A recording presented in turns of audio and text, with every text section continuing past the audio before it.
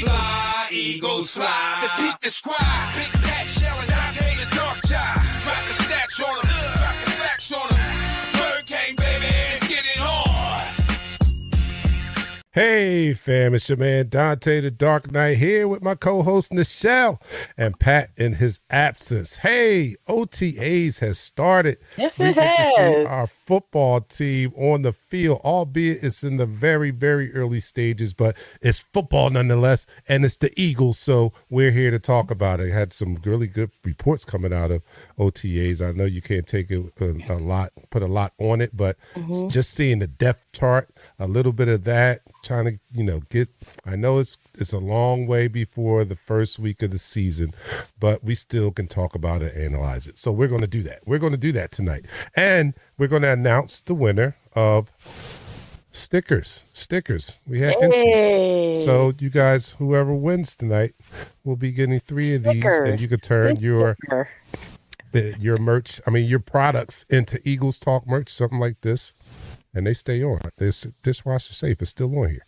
So the people want printed merch, right? We gonna. Yeah, we got that. We coming. I'm trying to have it. I'm trying to have it ready by first first game season. Yeah, when we hit Brazil. Yeah. Nice. Brazil. Nice. So yeah, we got that coming. So without further ado, I got to do everything. Pat's not here, so let's get this thing started. Let me get the soundboard ready.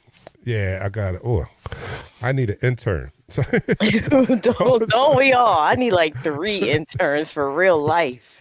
All right, here we go. So you are listening to, watching Eagles Talk, and thank you guys for downloading. And if you haven't yet, remember to download this audio podcast. I know we're on live right now on YouTube and Facebook, but this is also an audio podcast. So make sure you go to your favorite podcast platform, search Eagles Talk, and download us. Subscribe to us. We need those downloads. Make sure you do that. But you're watching Eagles Talk, the most unique Eagles coverage show around. That's by us fans, for us Eagles fans. And we here on Eagles Talk like to talk about our favorite football team, that is the Philadelphia Eagles. We do so in such a relaxed manner that we enjoy our favorite adult beverage in the form of shots. Pat's not here to keep the culture going, so we're just going to be sipping on our adult beverages tonight. But let's do that. For those who knows the routine out there, lift your glasses as we salute our Philadelphia Eagles as they begin the first of 2 weeks of OTAs. So here's to our Philadelphia Eagles. Down the hatch, everyone. 3, 2, 1.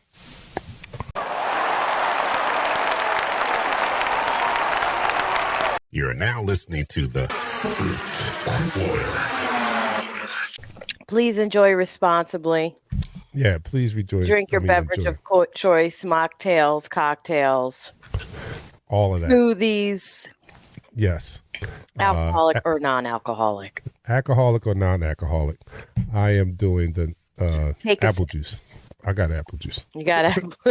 You went straight back to your kids' days. I went back to my kids' day, and apple juice keeps me regular too. So TMI, Dante. TMI. It does this to me. It does keep me regular. All right. So we're going to talk about OTAs, right? So I'm hearing a lot of good things. I listened to Dave Zagaro and Ruben. What's Ruben's last name? I forget Ruben's last name. Stoudemire.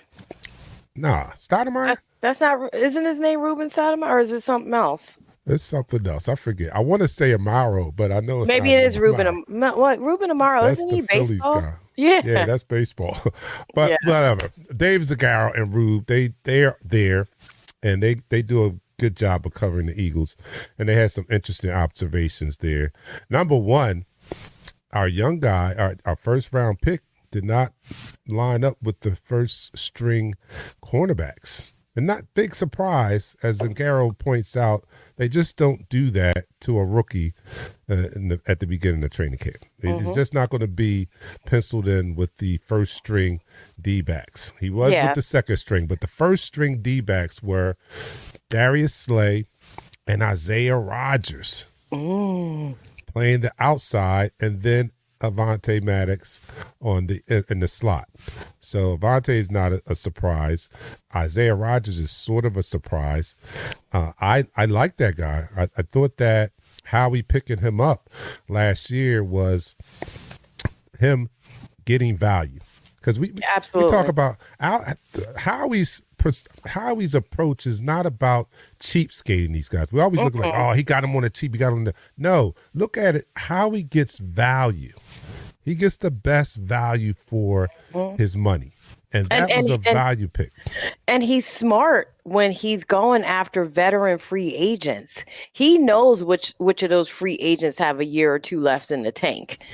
When he's picking these veterans and giving them decent pay so they can extend their career and still perform. He doesn't slouch when he's picking up veterans. They usually have a heavy duty resume, some potential Hall of Famer, future resumes, but he knows how to get the deal done with free agency. I'm impressed by that. That's probably his most impressive feat for me, because he's just starting to get warmed up and getting good draft picks. Let's be clear.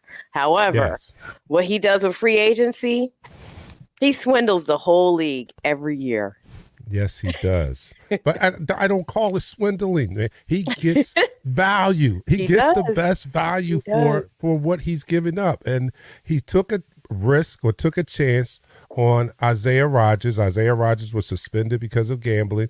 So he didn't play at all last year. Howie still went out and got him because this guy, during his time in Indianapolis, showed that he can play. So Howie took the risk, didn't have to give up a lot to get him, got him, and now this guy is healthy and not very worn after sitting out an entire year of football. And I mean, he sat out the entire year. Like, he couldn't even come to the complex. So he was not even around football. Yeah. So he's fresh, and they said he looks good out there. And I'm hoping that he does well. He's a name that I had my eye on even before the draft, right? That he could probably contribute. And I hope that he does. And not to supplant Quinyon, because he's our future, right?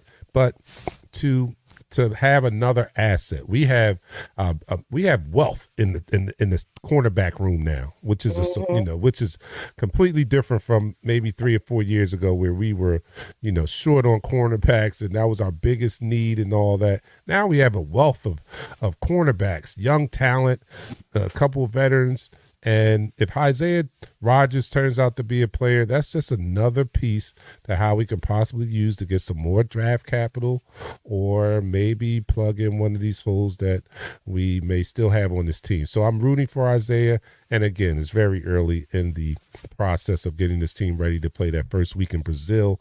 So, a lot can happen, but it's a little surprising to see him out there, but it's great to hear that he looks good even in these non-contact drills. What I'm excited to is, just to see how some of the hometown folks are going to do, such as Trotter Jr. We picked up lineman Matt Hennessy to kind of start filling in that gap for Jason Kelsey. So shout out to Temple. Temple Owls are everywhere, TUMF. Shout out to all my Temple football family out there. And what do you think of Devontae Parker's retirement and what that means to the receiving core, especially, the number 3 and number 4 and the depth of it, like Ngata? Yeah, well, it makes room for guys like Ngata, to step in and get a spot. I was kind of happy, but I wasn't overwhelmed with his signing. I just thought it was a nice signing. Yeah. To have a veteran. It was serviceable. It was serviceable, right? I don't know how much of a difference maker he would have been.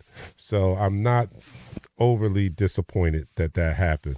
Gives these young guys a chance to emerge and show what they have. I'm really rooting for Anaya Smith. I'm hearing good things about him. I heard a scouting report from Steve Smith saying that he likes the kid. He likes the kid. So that means a lot to me, hearing it from a Hall of Famer such as Steve Smith. And he can also return punts. I talked about that earlier. So he can possibly find himself on this team not only as the third or the slot receiver, but as a more explosive punt returner than Covey. And I give it to Covey. He worked his ass off last year to work his way into being one of the top return specialists in the league. Yes, sir. And that was coming off the year before when we were just happy that he caught the ball. Just catch the ball. Just catch the ball.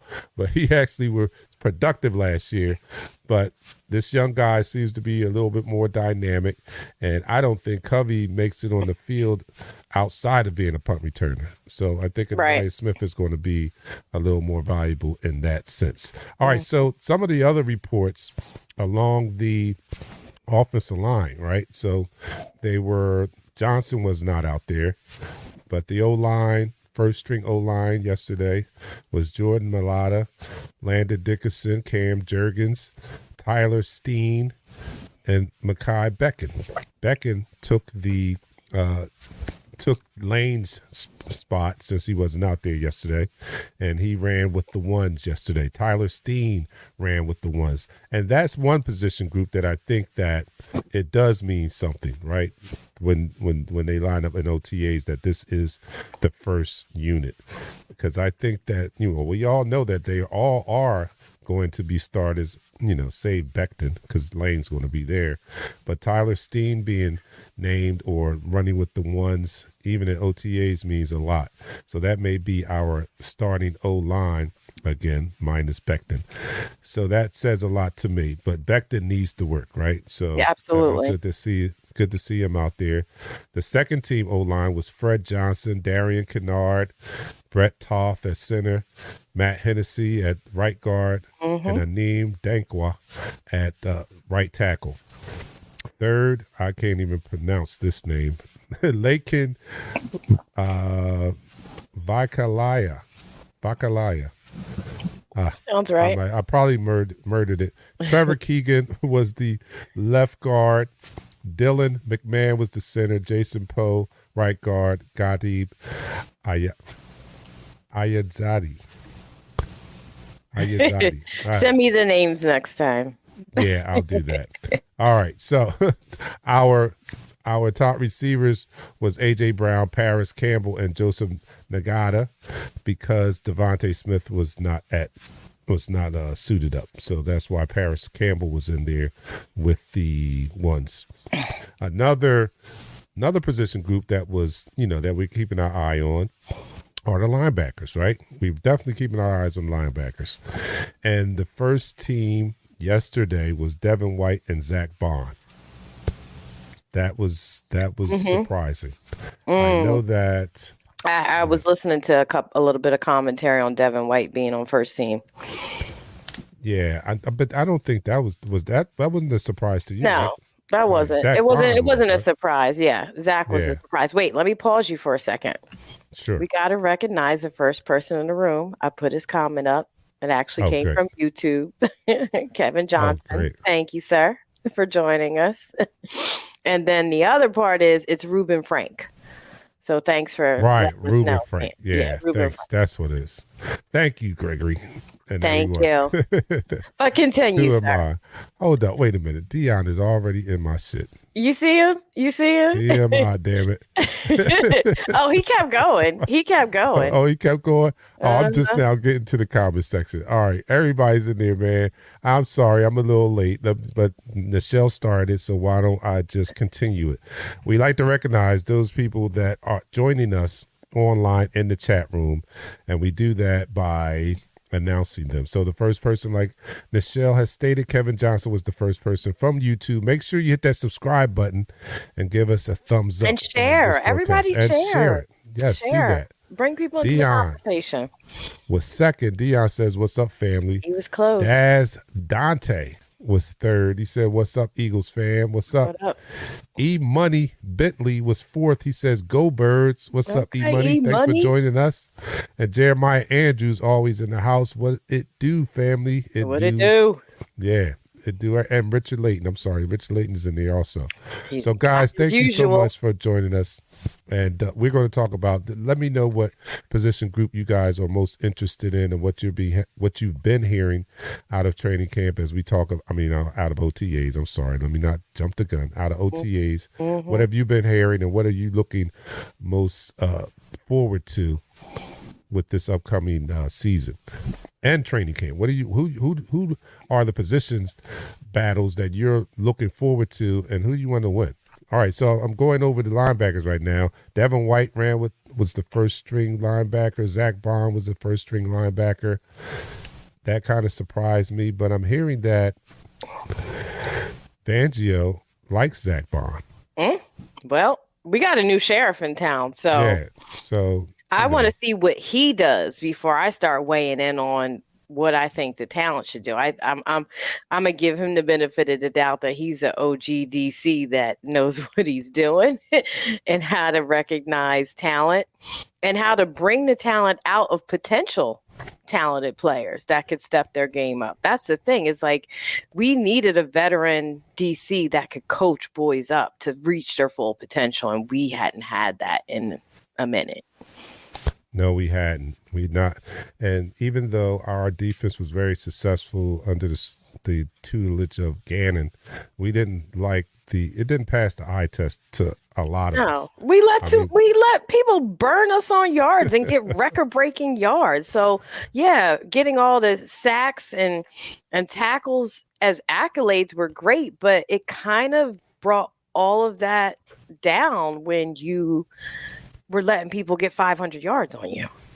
Yeah, it didn't look right. No. It didn't pass the eye test. But if he was going into a job, which he did, and he got it, he had a good resume because on paper he looked great. The defense looked great. So on paper he looked great. But we just, being longtime Eagles fans, seeing Gang Green and Jimmy Johnson's defense, Trot and all the boys, it just, it didn't pass the eye test for us. No. Danny Ritchie says Fangio likes Bond's ability to play downhill a lot. Dean can't quite play downhill. He's too small. That is what is surprising, or one of the things that we hope, because he played downhill pretty well at Georgia, right? But it hasn't seemed to translate to the pro level. Right. And I think it's because of his size. You guys tell me different if you think it's something else, but I think it's because of his size.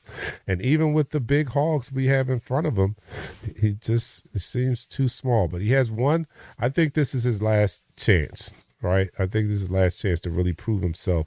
I think it will be too, or he might not be here next year. Yeah, that's the feeling I'm getting. That's the feeling I'm getting. So, without a couple of notables that weren't at camp and this is in the secondary. Bradbury was not there. Ringo was not there. Ricks was not there. Mm-hmm. So take that when you look at the depth chart and how it went down yesterday, right, with Isaiah Rodgers being on the first team. Right. Now, he was in the first team running opposite of Darius Slay. Avonte Maddox was the slot receiver. The second group of them was Quinyon Mitchell and Josh Jobe were the outside corners, and Cooper DeJean. I know it's DeJean, but Cooper DeJean, because he's in Philly now, he ran as the second team nickel corner. So that's telling also. And he also ran as the outside cornerback on the third team. So I think those rookies are going to be on the field. I really do. It's just protocol that they don't put them with the first team. And that was even true for Jalen Carter last year. He didn't run with the first team at OTAs either. And he was a monster. So no, you still got to earn your stripes. Come on now. Right. You first day as a rookie, whether you in high school or college, your first snap is not going to be on first team. Yeah. You know what I mean? They're going to prime you up first. As it should be. You work your way up, rookie. That's right. Kenny G and Shipley for that number 2 running back position. Oh, he says, that's what you're most looking forward to? Yeah, that'd be good too. I'm still team Kenny G. I'm still team Gainwell. Yeah. I am. I'm team whoever does best, man. I don't care. I'm rooting for everyone at training camp. I want of them to be the best that they could be, man. I do. I want them all to be the best they can be, but obviously Gainwell has put some time in with us, so that's the only reason why I'm saying I want him to reap the rewards of that, because I think this team is going to, do some things this season after, our debacle at the end of last season. Oh yeah. I just feel really good. I do have my questions. I feel really good about the offense, as everybody does, right?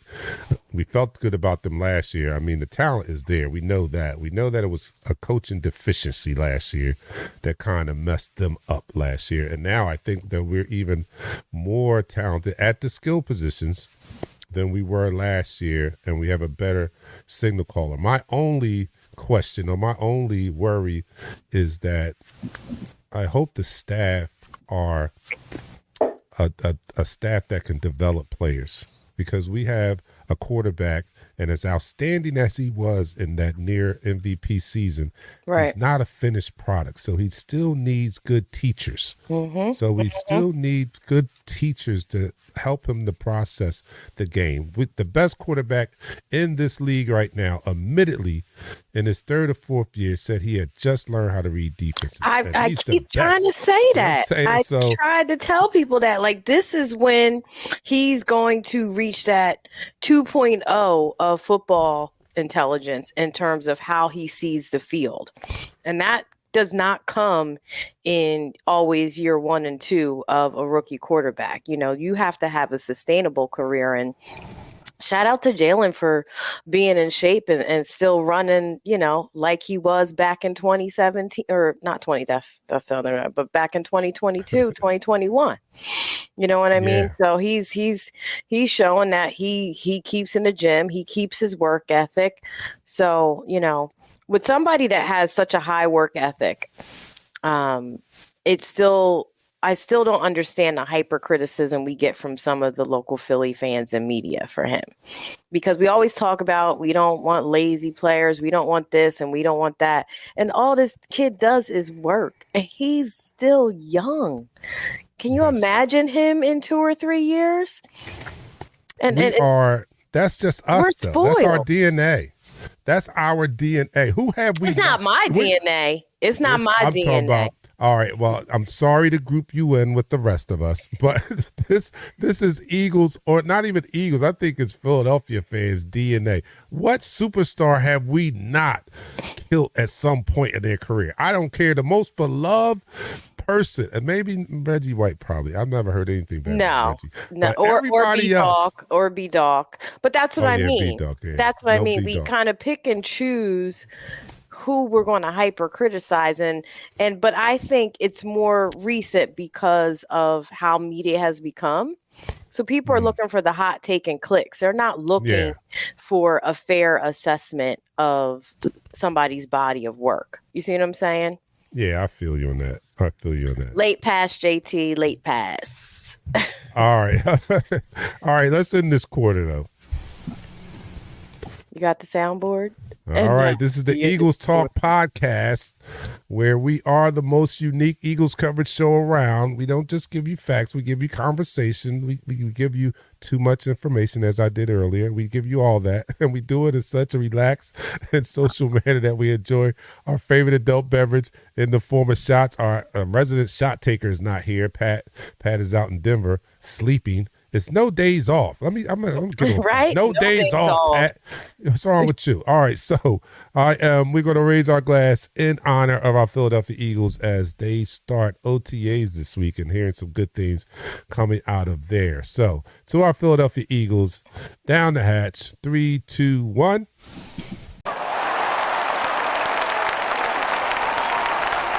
You're now listening to the second quarter. Oh, I forgot that the first time. I forgot the applause. Okay. So. We haven't had applause all day. So they clap in the comments, y'all. Throw your clapping hands up. Jeremiah brings up a very good point, how Saquon was starstruck stepping in with our boys. He's feeling it. He's like, yo. Look where he came from, though. What else was he going to be? Look, I don't know, when you jumped in, I don't know if you heard me talking, but that's what I was talking about. So, I do warm-ups too. I get ready for the show. So I'm talking about that that just right there. And he just was so impressed. And he didn't use the word impressed, but you can just tell by his demeanor describing what, when he looked up in the huddle, he saw Jalen Hurts and A.J. Brown and Devontae Smith and Dallas Goedert, as well as one of the best offensive lines in the league. And no longer does he have to carry the load by himself.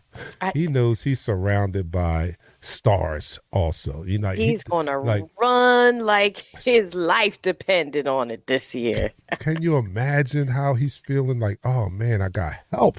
I got help here. I don't have to do this by myself, man. They're not going to, and I'm sure at some point off defensive coordinators are going to be scheming for Saquon, but it's not going to be nowhere near what he faced when he was in the Giants. Nope. He's going to have some big holes.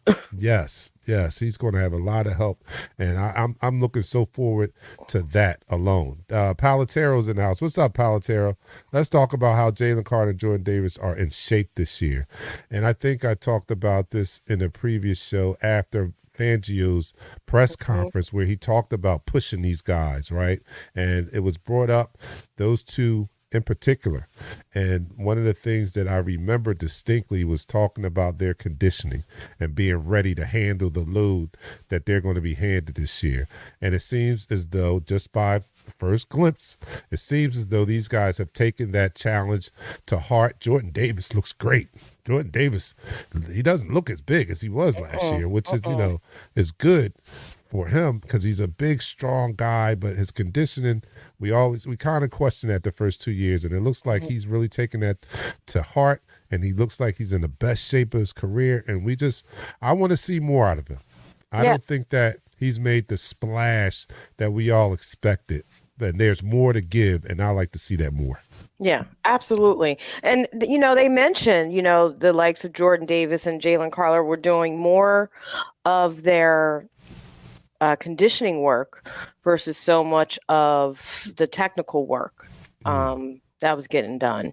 And some of the OG players are like, well, we had to practice and condition every day. And part of the reason conditioning is even more crucial now is because they don't have those full out practices.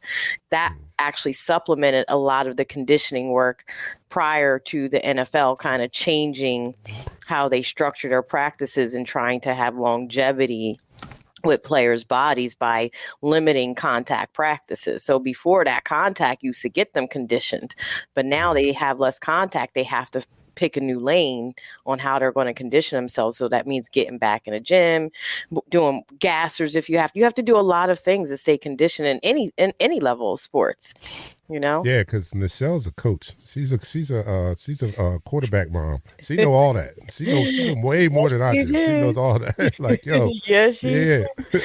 Yes, so, you do. If you're not conditioned, you can't go 4 quarters. You got to be able to go overtime. You got to be ready to go overtime and not be gassed. So kudos to them for getting it together.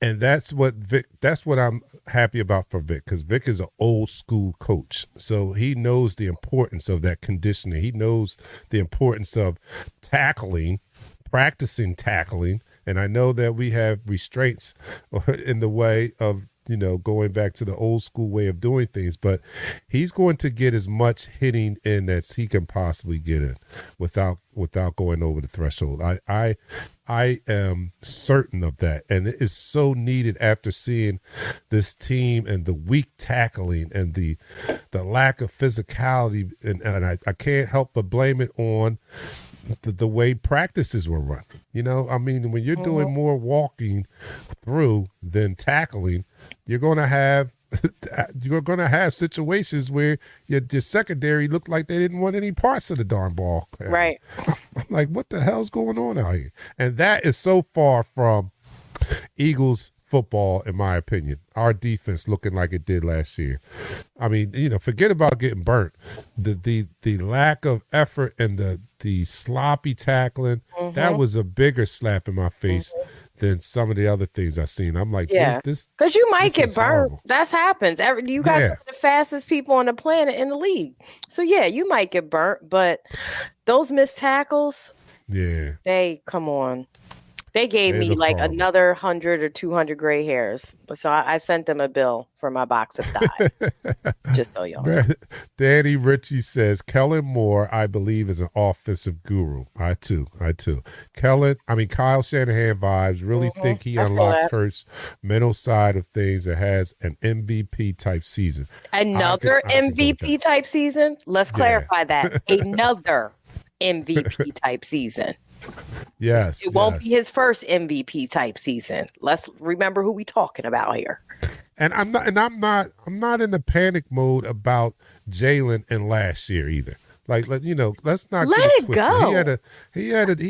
go. He came back a little bit, but historically, when you look at quarterbacks coming off their career years, that next year there's a little dip. Yeah. There's always a little dip. And as young as he is, he's not a complete product.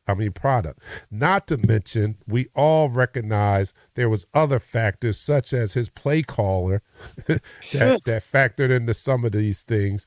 And I don't know if he got the toolage needed also. Like we just got finished talking about, he's not a finished product. He's still learning, and he can't learn it on his own. That's what the coaches are for.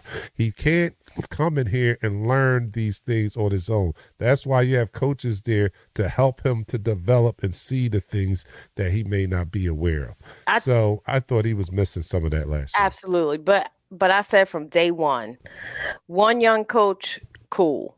One young coach and two green DCs, never going to work. Nah. Never. I knew it wasn't going to work from day one. You don't have a wet behind the ear coach and two Similac DCs. It's never going to work. Proof. Yeah. It didn't work. You're right. Just saying. And I do believe, Kellen, it's not sustainable because their flaws are going to show early because they didn't have that veteran experience that they needed. When you have this level of talent, it's going to show. You might get one good season, everybody's hype, everybody's new, everybody's bought in. But when the chips are down, those players are looking to you for the answers. And people forget that. It's not just them that they need to execute, but the way you get players to execute, you have coaches that are supposed to coach them into execution. And people keep forgetting that. It's not just knowing what to do. They have to draw up the plays. They have to give them the right drills to make sure they're executing. They have to give them the right type of practices, the right type of conditioning. The players can't make all this up on their own. They're supposed to be working on their body and their form and their technique. The coaches are supposed to be handling everything else. Preach. Look. We talk about the coaching talent not being up to the player talent level, right? It's like buying a Ferrari and taking it through the car wash. You don't take a Ferrari. No. You have to get the products. You're not going to, if you have the talent of such as the level that we have here, you have got to treat it right with the right coaching talent around it. You don't run a Ferrari through the car wash. No. You get it hand washed. You get the hand wax put on there. You got to take care of it. And I think they really dropped the ball last year by not giving those guys especially the offensive side of the ball. I could probably, I don't know if the defense was as talented as I thought it was at the beginning of last year, but our offense was talented. And that was just a waste of offensive skills last year with that coaching staff that was in charge of running it. And I think that we finally have an OC that is going to take full advantage of the talent that he's been given. I know, like I said during the last year, what offensive coach would not love to come into a situation with the talent that we had last year? Anyone in the league. Anyone in the league would have wanted that team to coach. Anyone. The most veteran to the most newbie coach. Any veteran OC would have wanted that. Any veteran head coach would have wanted that. Andy Reid probably looked at our squad like, y'all couldn't give me that when I was there. I know. Man, anybody chomping at the bit. And I heard Kellen Moore even say that in his press conference. Very, very happy to be working with the group or the talent, the skill players that he has under his tutelage right now, man. And I just can't wait, man, to see what he does with it. Well, the defense can't be no worse than it was last year. It just can't be. I mean, we were at the bottom. It's nowhere else to go but up, right? We can't. From the bottom, now we're here. Yeah, we can't be any worse, right? But even if for some odd reason that happens, I think that we have the type of team that we can go out and outscore people. We can just go out and flat out outscore people with the talent that we have on offense. Here, JT Dante, thank you for the love on my 200-pound weight loss. Yes. Love it, definitely. JT. Yes, I love it. Brother. Yes. Yes, congratulations. We ain't got applause, but I'm a clap for you. Yes. Yay. No doubt. I don't know. No, first, how do you do that? She's magic. Make a heart stuff like this and bring it to the camera, and it'll make hearts. No, my camera. You first of all, your heart isn't a heart. You got to tilt your thumbs up. Tilt your thumbs up. Your microphone's blocking your hand. It has to see the whole thing.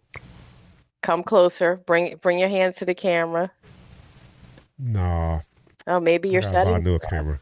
All right, so JT, we are so proud of you. Yes, we and your are. Weight loss. Yes, we are. And I saw you on social media, and I had to just give you a shout out for that, man. Because JT, he was dubbed our biggest fan for good reason, but I think he's trying not to be that anymore. I don't think he wants to be our biggest fan anymore, and that's okay, JT. That's okay because we love you all the same. So keep at it, brother. I know you're going to get you're going to get to your goal if that's not your goal, because that's a lot right there. But you just keep at it, and we are rooting for you and praying for you.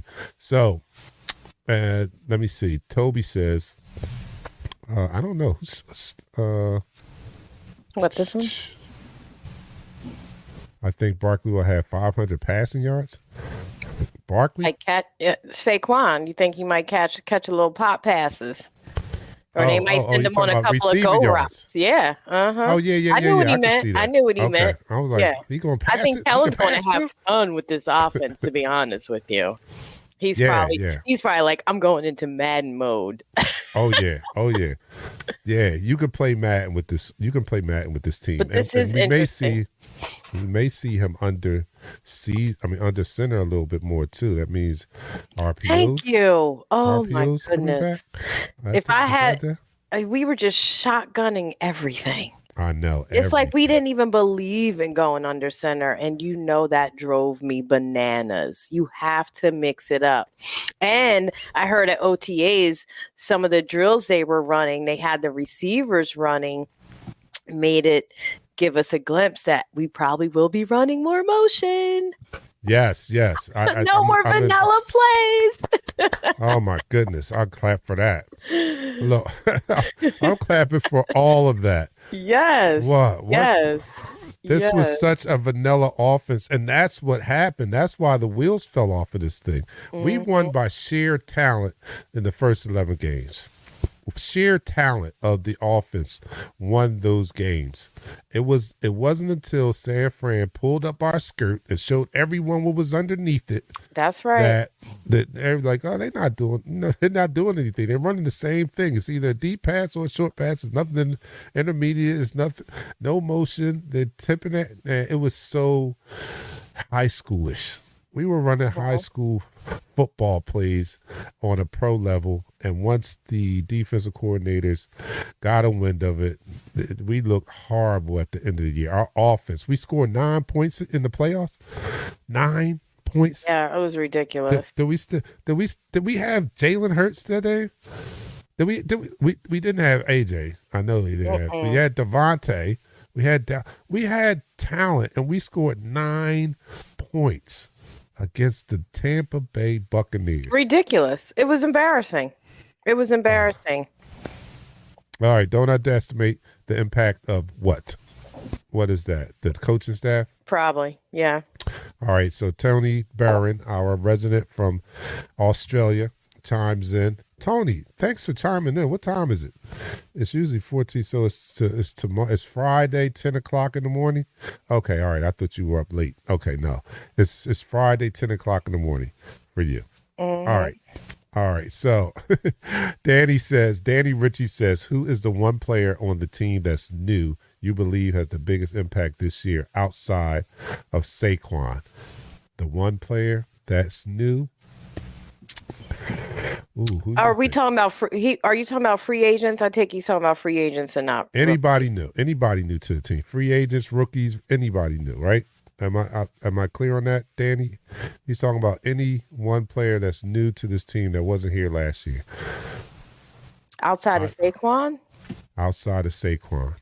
I think the biggest impact is going to be the depth of some of the new O-linemen.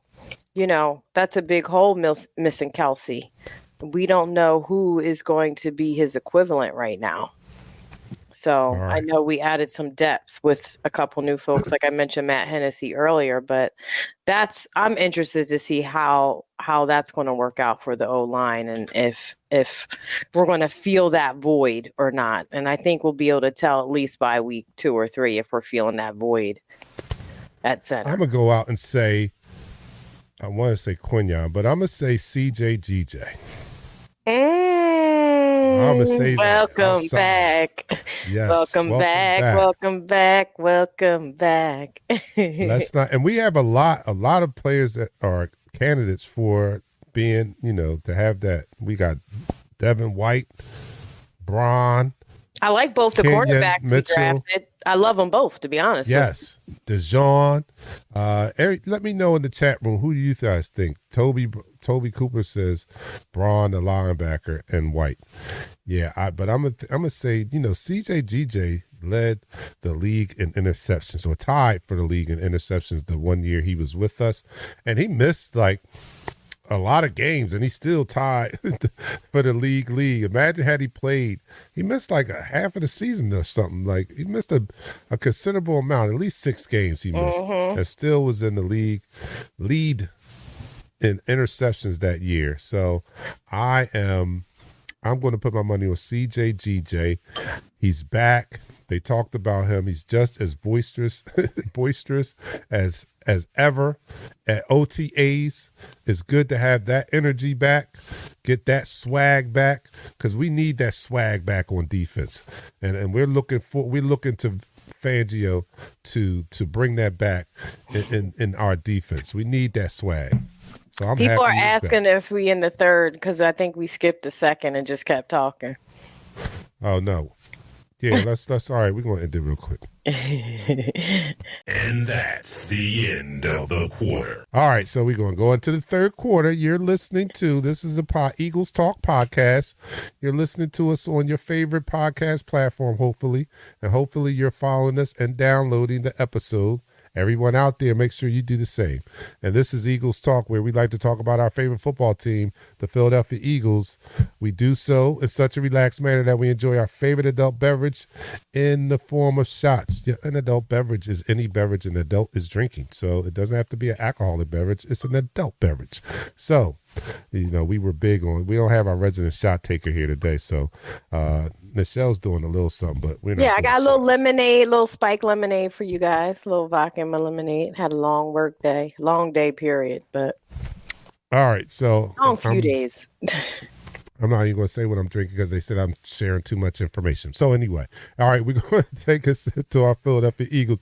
Down the hatch. 3, 2, 1.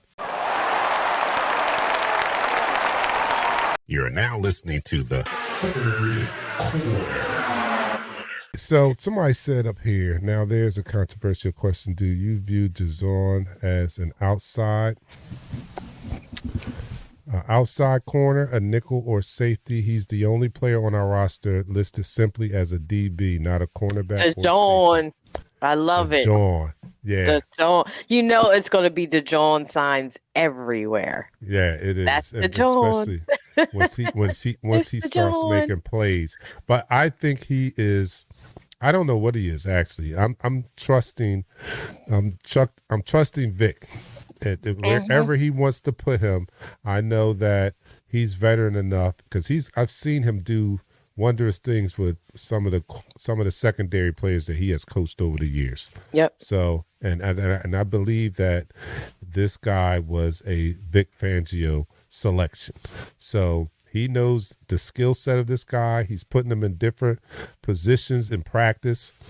all three of those positions in the secondary, outside corner, slot corner, and safety. That's right. So wherever he decides to put this guy, I think that he is athletic enough to do what Vic is asking of him. And I think he's going to be a dynamic player. And I can't wait to see these two young DBs we have in action, man. The report that Dave Zangaro says Mitchell looks so fluid out there. He does it. He said, you can tell when people, he said, you can tell when young guys don't look like they have it, right? When they look bad, he said he looks like he belongs out there. So that's very impressive to hear from our first round draft pick. And I can't wait to see him in action. I just can't wait to see better secondary coverage, because last year, watching, I'm still traumatized watching so many people run across the middle. Stop. Why you bringing up old trauma? Let's leave that buried in the past. I wake up in the middle of the night, Michelle. I see people having cold like, what's wrong with you? Yeah. Having cold sweats. Listen, my wife be like, what's wrong? I was like, I see people crossing the field catching passes. Right in the middle of the field. As you know, the rookies were at training camp first, and so. The veterans are starting to pulse in. Today was Slay's day for first day with the boys, with the new corners. And he's like, man, they're both athletic, so he had nothing but high praise for getting to spend time with them, work out with them, practice with them. He did say they were very quiet, so he had to kind of start pulling out their personalities, which is fine. They'll learn. But he had nothing but praises for them. And I think that speaks well, that he recognized their talent from the back. I think he was happy when they both got drafted. If you watched him on the tweets, he was psyched, like, yes, give me some help. Let me coach these boys up and we can all eat. Yes. And I love the fact that he is so helpful. He is so helpful to these guys. And I don't think it's an act. I think he's genuinely wants to help these guys to be the best players that they can be, knowing his place in the league. And he talked about only wanting to play another year or two, knowing that he's at the end of the road. He wants to help that next generation be the best that they can be. And I think that's a great, great thing. He even mentioned the fact that Bradbury is thinking the same way. And Bradbury's someone that we don't think may even be on this team. So for him to have that mindset too, kudos. I commend him for thinking that way, because we know that this is a business also. So, these guys could be like, man, I'm not teaching them shit. They come from my position, but they're not. This is a family. They want to see these guys do good for the betterment of the team. And I think they should be commended on that. Dion says, oh no. Danny says, I love the video of Mitchell talking with Howie about sleeping at Slay's house. Slay said, I don't know about that. I did hear him say that. He said, I don't know about that, but I help him out. And shout out to Jennifer Slay. She's always cooking food. I think at the tailgate, she's always making bread pudding or something. Yeah.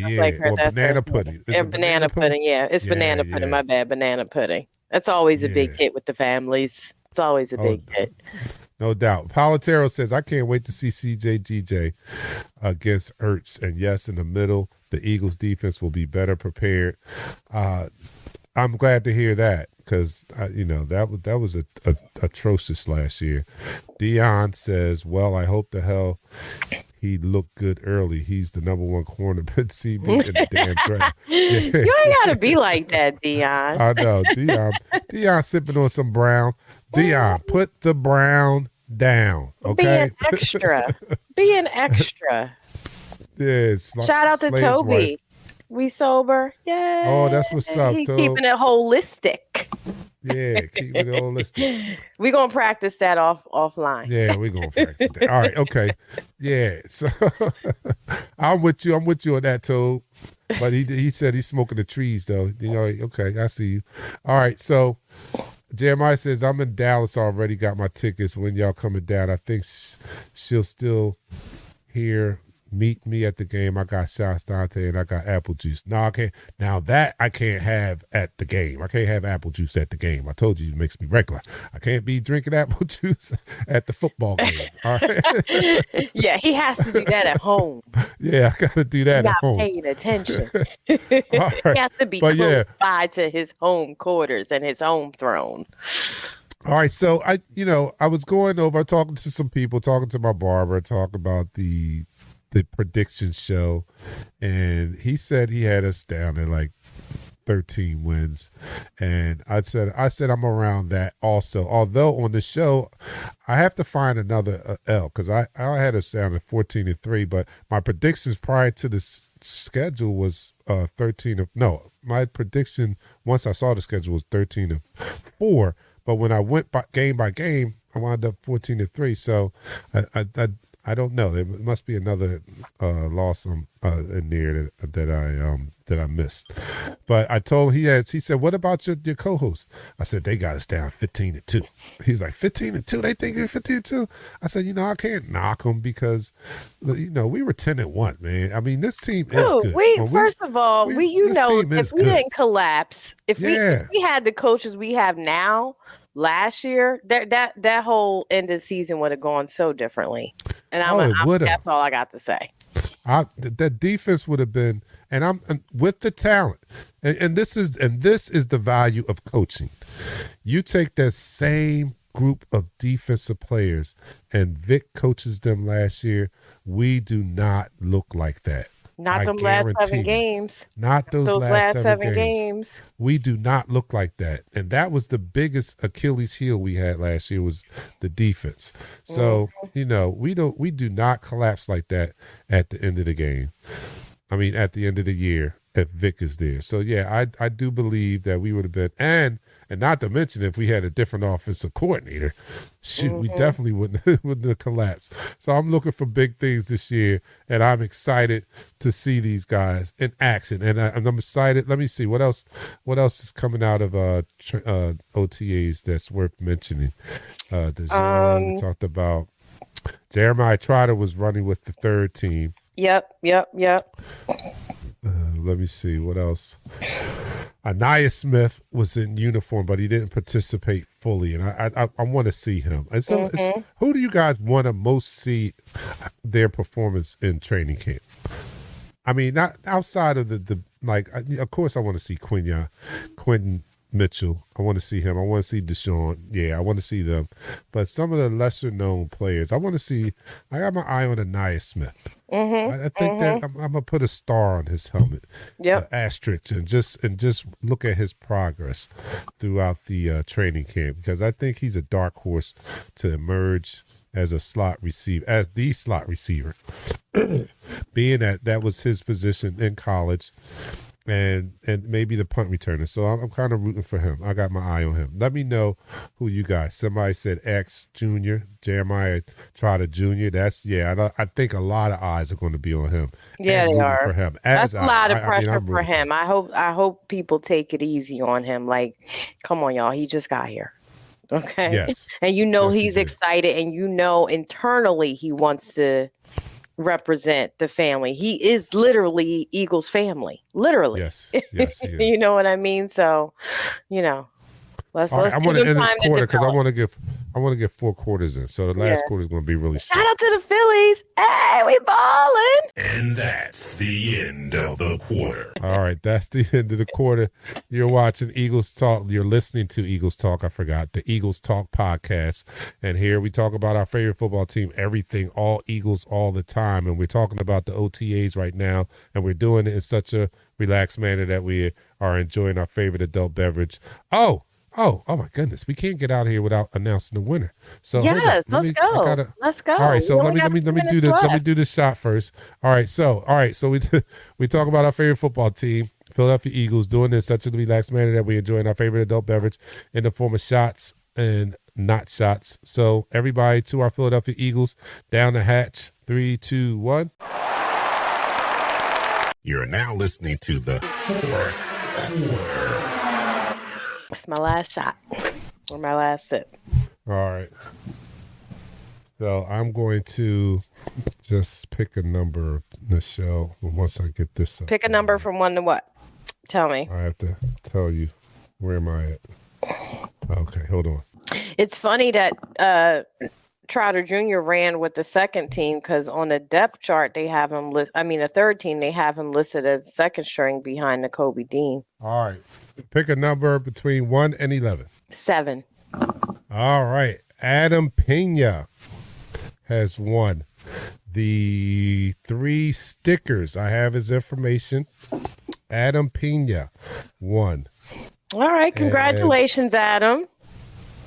No, look, they're all picking numbers. I'm picking a number, y'all. Not you're not picking. Yeah, the lady. Adam has picked this, so I will be sending him 3. You can't pick the winners. Beautiful Eagle logo stickers. I love this logo, man. This one's fire.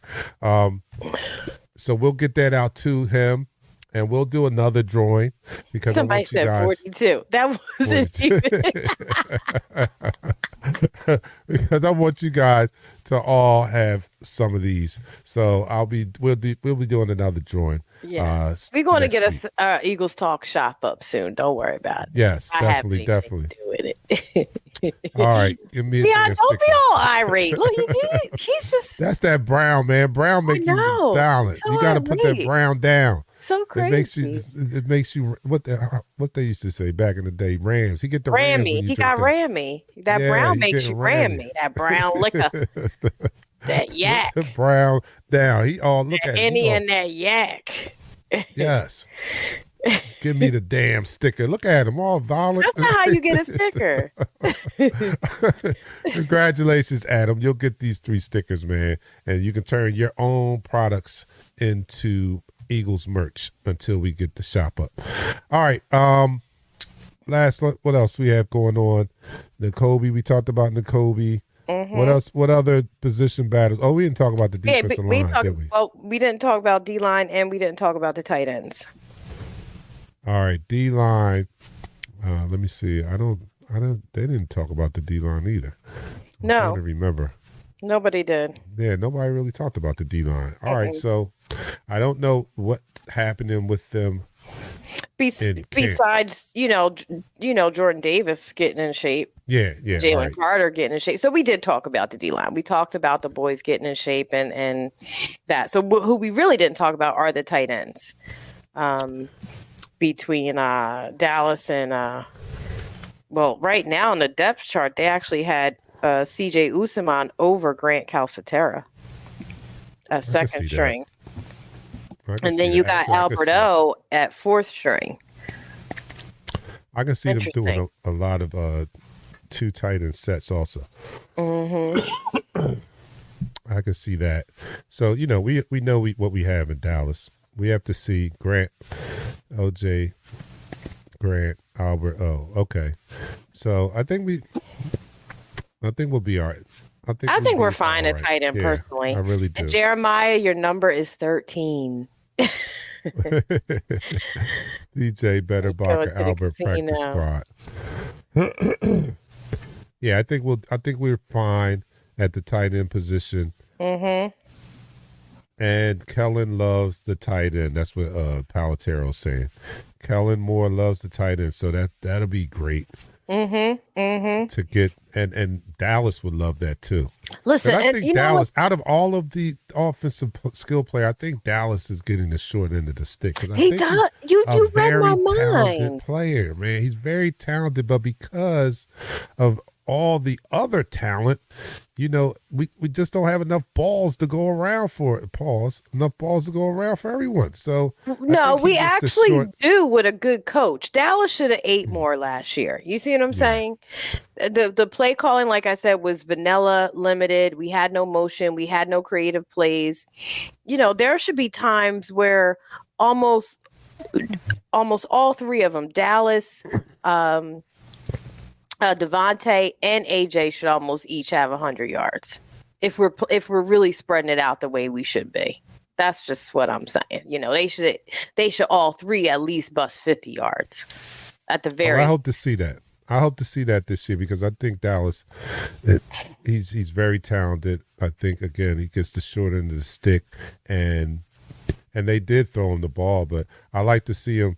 I like to see him throw the ball to him when he's running out for passes and not that damn tight end screen. He had more tight end screen passes than he had passes where he ran 10 yards or more. That was ridiculous, man. And if I never see another wide receiver screen, it will not be too soon.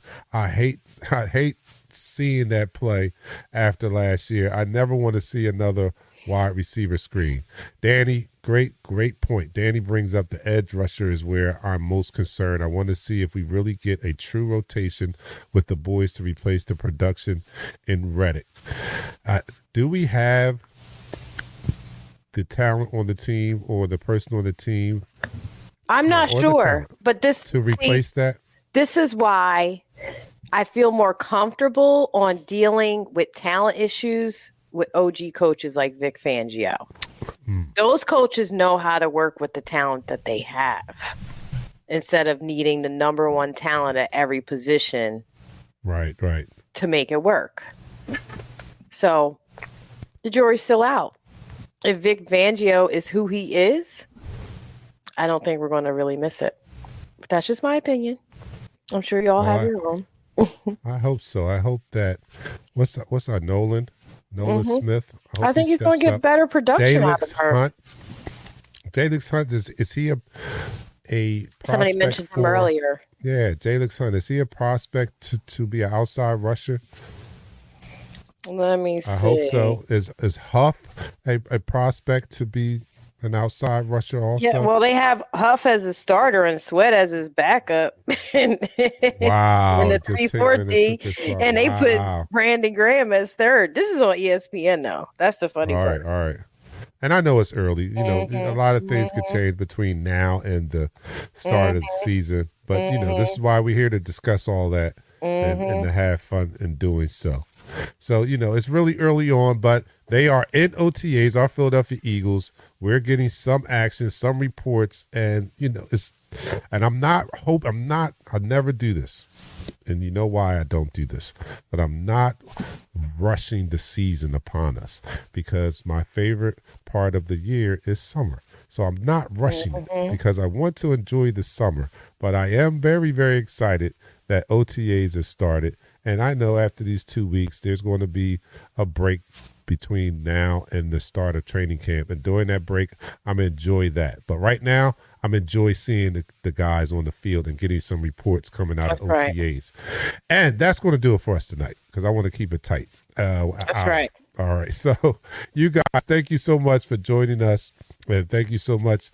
This is the end of Eagles Talk podcast. We will see you guys next week with more reports coming out of OTAs. We'll see if the depth chart changes, if anything exciting happens, and we'll be here to talk about it together. I'm your man, The Dark Knight, with my co-host with the co-most, Nichelle and Pat in his absence. We're out of here. Peace. Bye, guys. Bye, Dion. Live in 5, 4, 3, 2. Smash him up, crack that fool. Quarterback, crack, yo, sack that fool. Hit him,